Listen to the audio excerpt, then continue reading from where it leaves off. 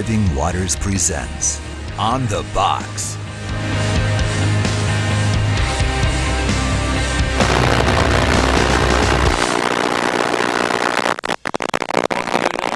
It's not another edition, it's the edition. You're right. Yes, it's a 1 year anniversary Today. since Bring on the Cake. Where is the cake? Tony's got it, that's right. Tony's at home. He's eating the cake all by himself at home. You can't have your cake and eat it too, Tony. So Tony's still sick. We pray that God will quickly heal him, and it's a pity he's not here for the 1 year anniversary. So do your welcome. Welcome. I forget what I'm saying at that point. I don't think a hangnail would keep either you or I out of the studio, but it did for Tony. Yes, yes. Hangnail. I think he's got a bad back, and so please pray for All him. right, so I did a radio interview in the carport. Oh, you warned me about that. Yes, on the way here, and I was a little nervous because of a reason. Why? Because somebody pickpocketed me. I feel like somebody's pickpocketed me. Your microphone's not turned on? I don't know. That's true. Yeah, it's not turned on, so talk nice and loud. So what happened in the van? I'll lean over. Oh, it's a little too close for comfort. And spins. So you're in the van? Yes. And you had to do a radio interview. Okay, so I had to do a radio interview, and I was very nervous to do the radio interview in the carpool on the way here. It's because of your wickedness in the past. Okay, I admit it. When I would be driving,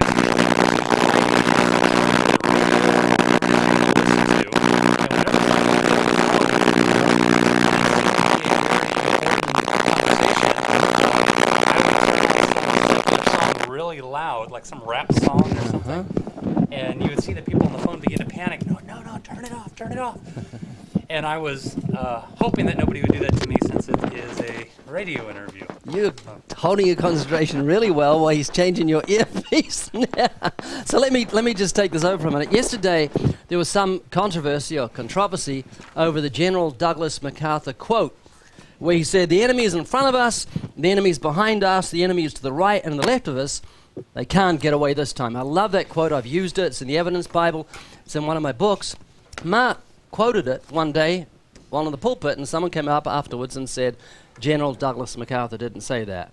That is true. In fact, I just got a message through Facebook saying that it isn't General MacArthur, and they sent me some other person's name, and they had backed it up, substantiated it to some degree, but I didn't. This is quotes.net said it was General Douglas MacArthur. Okay, so here's the However, problem. here is the gentleman, Lewis Burwell Chesty Puller. Is that the guy? Lieutenant. That's what was sent to me. Yes, and apparently he may have said it, and MacArthur may have ripped it off from him. I don't know. That would be sad if he did. It's called plagiarism.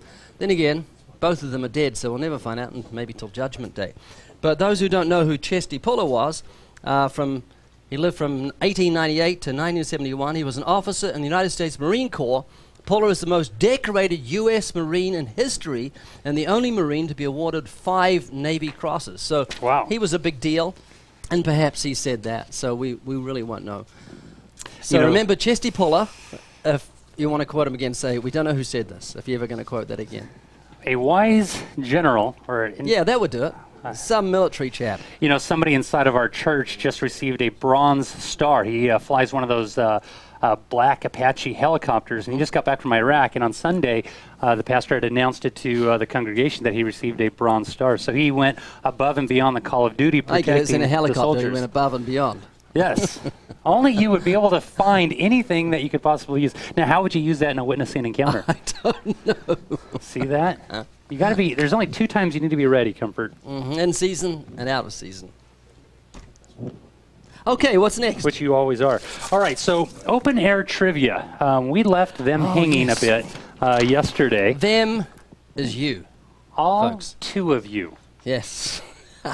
How many pounds of butter will the average American eat during his or her lifetime? Do I get a chance to answer that? Give it a try. I'm going to give it a go. Give a stab. I have no idea the answer, but I'm going to take a stab.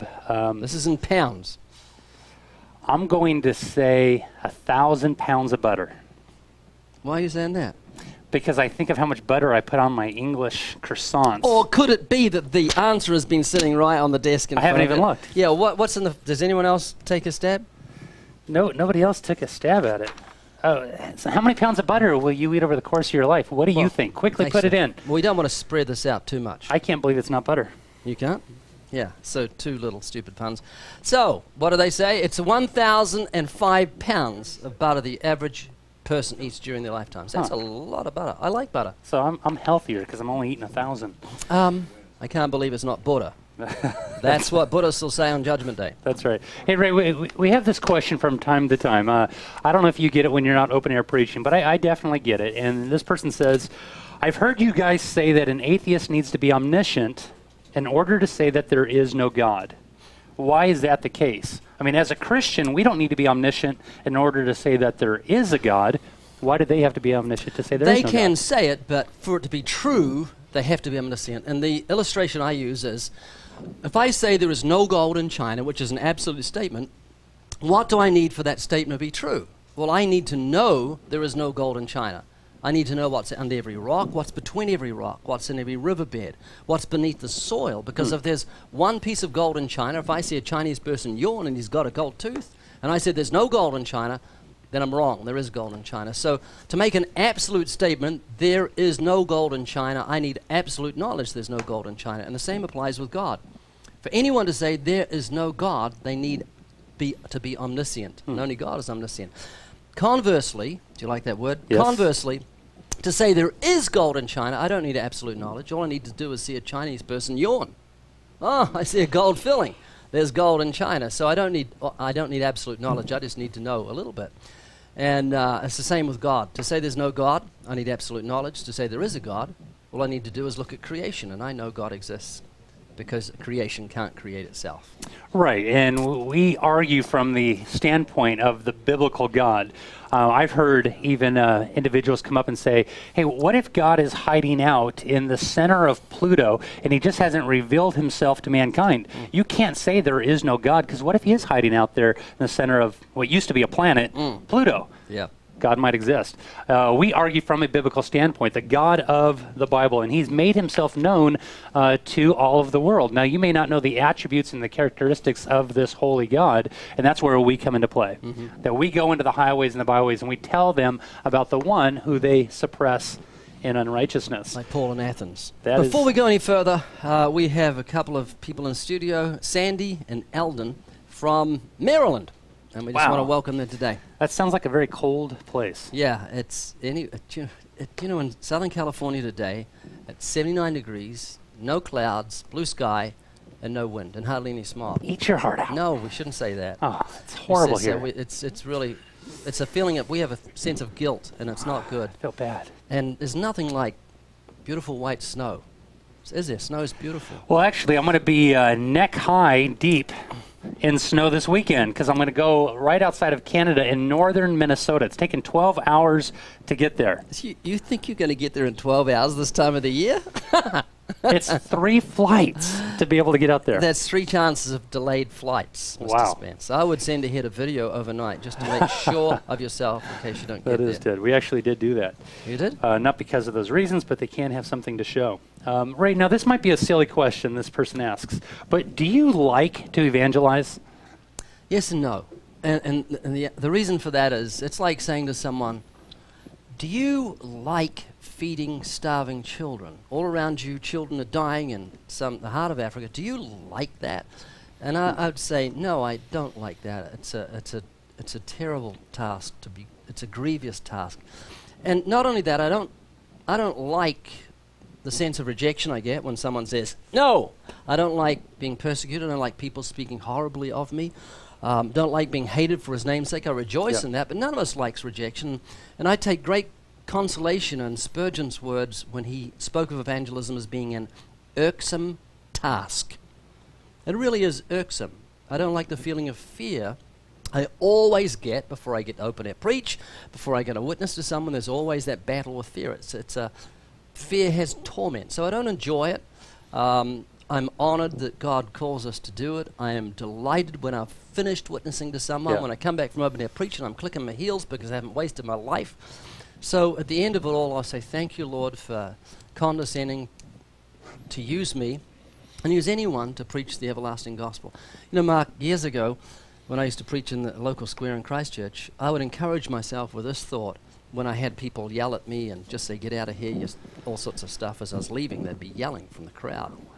I'd think, I have the privilege of preaching the everlasting gospel in the last days in the uttermost part of the earth in the city that bears the name of the Lord, Christchurch. And it was the uttermost part of the earth. If you've got a great big needle and stuck it from Jerusalem, it would come out right by Christchurch. But you have to be very careful because you could wreck houses when the needle came out the other end if you did do that. But it was a great honor and privilege, and it still is. And so it's an irksome task, one we're honored to be called to, and one we're joyful to finish each day. Ray, are you familiar with the tennis great Serena Williams?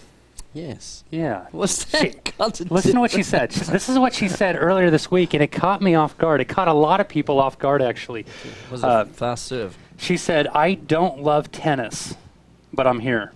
I can't live without it. There's a difference between not loving something and not being able to live without it. I have never liked sports and could never understand how I became an athlete. Because of a dominant father, I think, knowing a little bit of the background. Very well could be, but she's the best in the world. Andre Agassi wrote the same thing in his autobiography. He hated tennis. Wow, I didn't know that. But I'm kind of like that with evangelism. Yeah. It's hard for me. Yeah. It is very hard for me. But you're very bold. You're eloquent. I'm not. But bald, I wouldn't say that. I am receding hairline.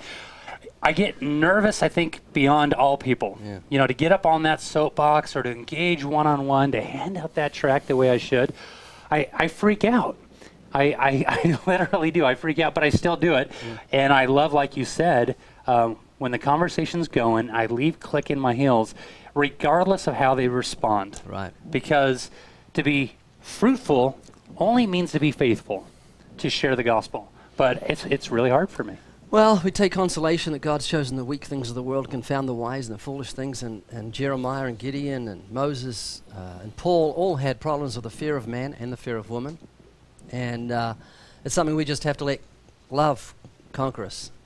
You know, it was in the news earlier today that Stephen Hawking was asked, he's about ready to turn 70 years old, Stephen Hawking. I don't know if you Google this, because I sent this to you, but I didn't tell you what his response was. No, you didn't. You didn't, yeah. And the question was this to Stephen Hawking. Hey, what is the biggest mystery in the universe? Now, here's this world-renowned physicist, this scientist, where scientists sit at his feet and take notes. Hey, what is the biggest mystery of all? To which he said... The black hole not having information, or perhaps it's women. You cheater! I Googled it! You cheater! And I laugh because it's so true. You know, we've got a little book out there. I think it's real cheap. It's Everything Man Knows About Woman. You open the book up and there's nothing inside. We have a woman in studio today, so I'm going to be very careful what I say here. But I've been married for 40 years, and I'm still mystified by one thing about women that I find very hard to understand. And that is this. And if you're just newly married, take this and run with it. When a woman tells you her problem, she doesn't want a solution. She just wants to have you listen to her problem. And it's something I find very hard to understand. But, you know, Sue will come home and say, look, I've had a tough day, this, and this. And I say, well, this, and this will fix it. She doesn't want to know about this, and this. And it's well written among people that study marriage, and women say they don't want solutions, they just want a listening ear. And that's contrary to most men. It's hard to do because we're solution oriented. We want to fix it, and to not fix it and just talk about it, it's just very strange. But where would we be without women? You know, it's finally still in the garden. Yes. Yeah. So it's finally something that we agree with Stephen Hawking. We finally see eye to eye on an issue. You know, I've been married for almost 13 years now. Same wife? Same wife, my first wife. And boy, she deserves an award. That's for sure. I'm always getting in trouble, and she's always staying around. Absolutely love it. Speaking of that, yes, there's new graphic art for... Did you notice what speaking of that means? It means I'm going to completely change the subject right now, hoping that you don't notice, but I have something very important, I think, to say. You can actually do it all the time. It's a good and way to... And you do it all the time. With the gospel. You can be talking about something else. So speaking of that, and just bring up the things of God.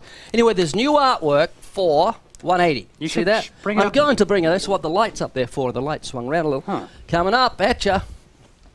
Whoops. Did you hear that? See, Over 300,000 sold, hottest movie on the internet, 1 million views in 22 days. This is so easy to give out. Now, I can't stand giving the other ones out because it doesn't have this on it. But these have just come in yesterday, and it has instant credibility. I was on my bike this morning and just stopped, gave one to a person, and they saw it, and I just did award-winning, and they saw 300,000 sold, 1 million views in 22 days. So these are available now, still just $1 each. So feel free to grab them. Call the ministry. See how I can get back without breaking anything. Oh! Careful of that. That's Ray, you're hilarious. In fact, Ray's going to teach you a little bit about that on where he strategically places DVDs on his bike. Did the bike come with a specific pouch to put those in? No, I found that pouch and sewed it up and put it on. You are the most let's do it right now individual I've ever come across. Well, that's I nice wouldn't have a job you. if it wasn't for that, because you hired me in haste, and I thank you for that. Big regret. All right, we have a video, interesting video. I have I think she's 18 years old. It's a mom, and she is back east somewhere. I don't know exactly where. And she ends up calling 911, asking if she can kill an intruder that's about ready to break inside of her house. This is interesting stuff. We're going to turn now to the young mom in Oklahoma who aimed her gun at an intruder while she was on the phone with 911. 18-year-old Sarah Mckinley says the operator told her she couldn't shoot until the man broke into her home, and the stunning moments that followed were all caught on tape. ABC's Ryan Owens has the story. I wouldn't have done it, but it was my son. I'd protect him. This young mother takes maternal instinct to a whole new level. I walked over and got the 12 gauge, went in the bedroom and got the pistol and put the bottle in his mouth, and then I called 911. 18-year-old Sarah Mckinley killed a man, she says, to protect her 3-month-old baby. I'm here by myself with my infant baby. Can I please get a dispatcher out here immediately? Late on New Year's Eve, police say 2 men, one armed with a 12-inch hunting knife, were trying to break into her home outside Oklahoma City. Mckinley recognized one of them as someone she thought was stalking her. He was from door to door trying to bust in. They said I couldn't shoot him until he come in the door. Are your doors locked? Yes, I've got 2 guns in my hand. Is it okay to shoot him if he comes in the store? I can't tell you that you can do that, but you do what you have to do to protect your baby. The teen mother killed the 24-year-old intruder the second he stepped inside. Police call the shooting justified. You're allowed to shoot an unauthorized person that is in your home. The law provides you the remedy and sanctions the use of deadly force. The second intruder turned himself in.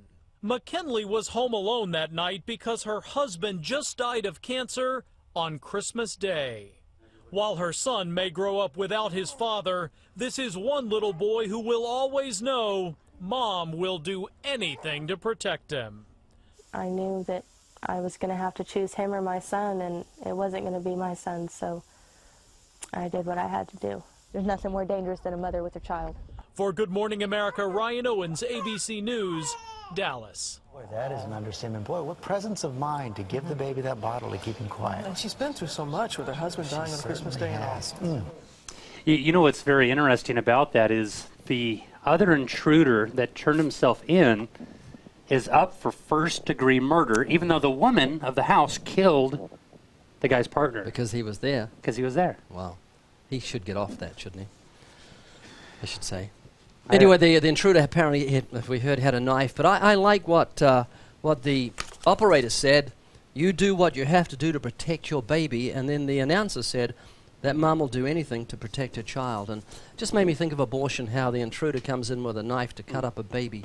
In abortion, or those things they pull off the head and arms and legs, and where is the mother's instinct to protect the child? Then it just made me think of that. So anyway, we need to pray for that woman. She lost her husband Christmas Day to cancer.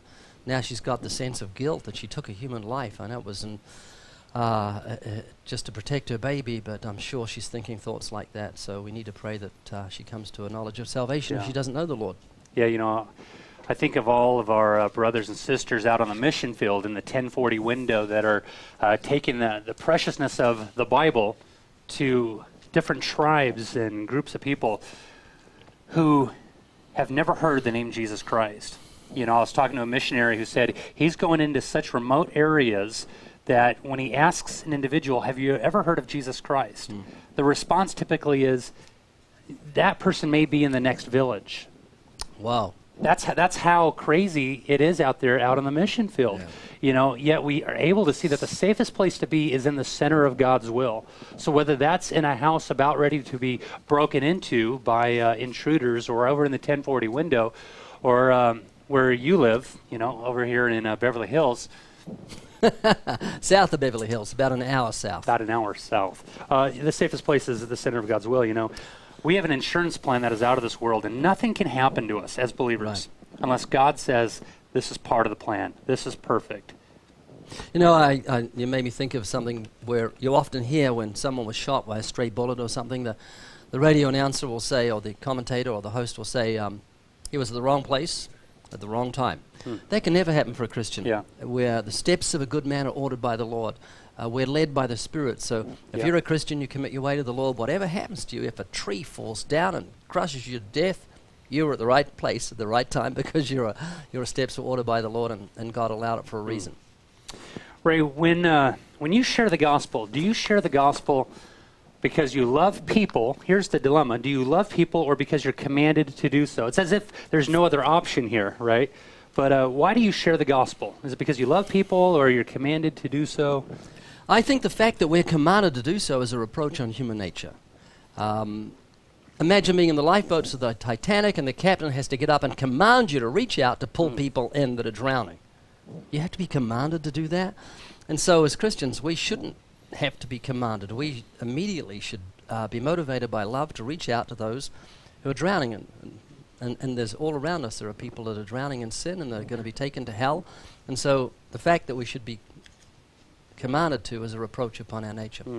George Whitfield, I don't know if you've ever heard this. He said, God forbid that I should travel with anybody a quarter of an hour without speaking of Christ to them.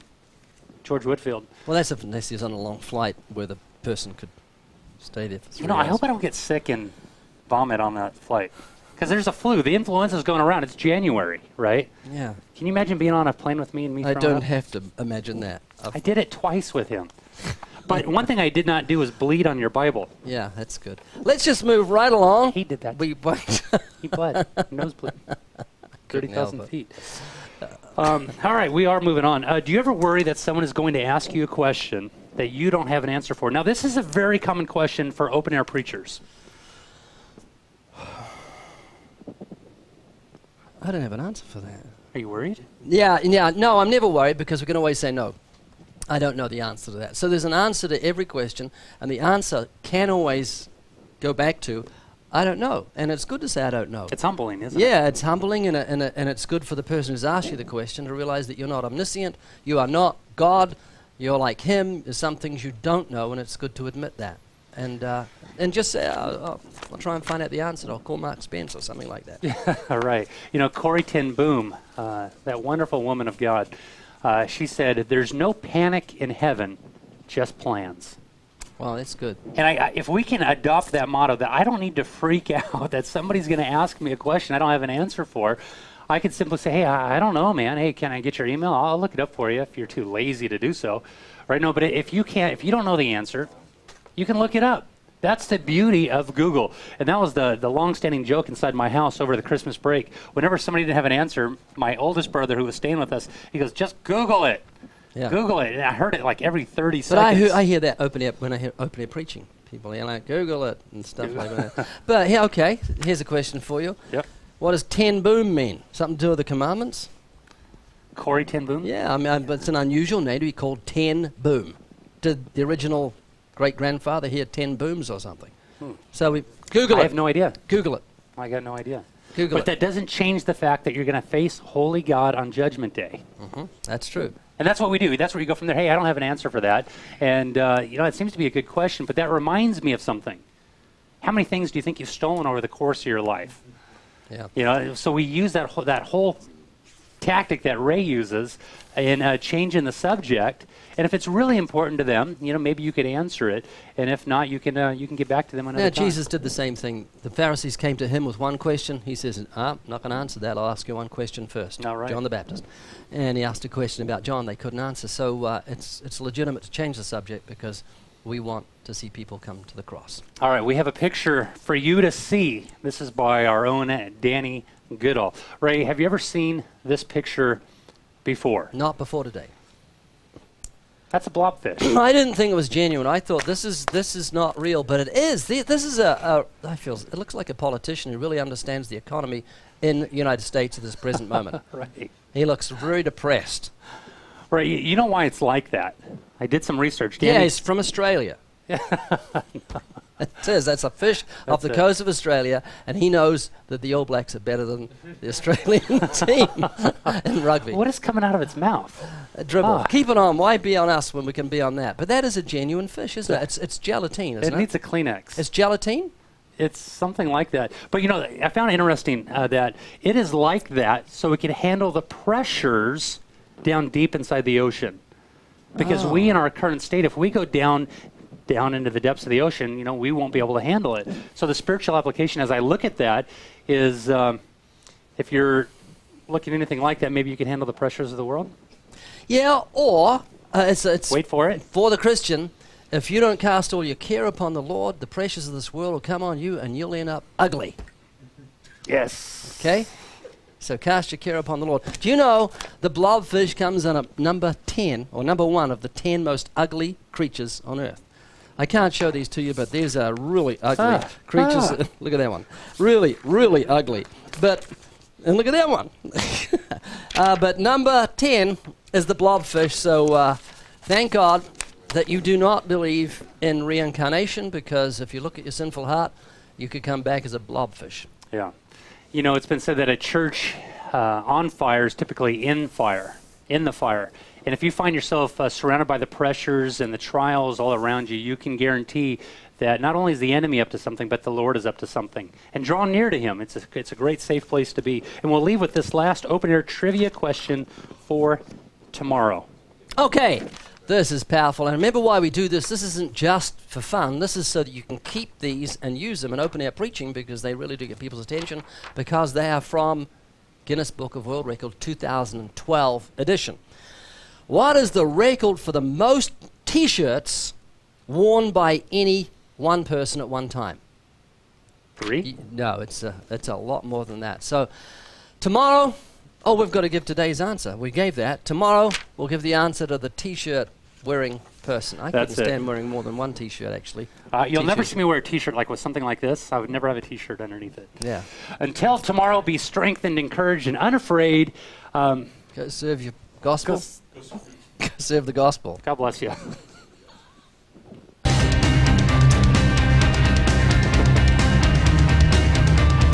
Here's your note. Yeah, you're good. You're full of it!